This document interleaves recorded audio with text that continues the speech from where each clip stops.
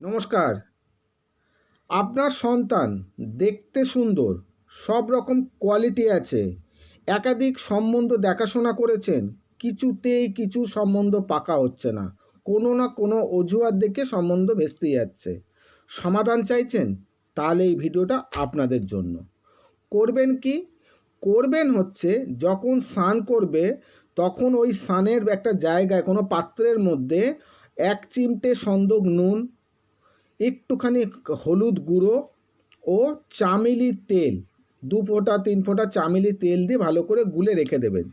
স্নান করার পরে সবার লাস্টে ওইটাকে ভালো করে গা হাত পা বুলিয়ে নর্মাল জল ঢেলে নেবেন।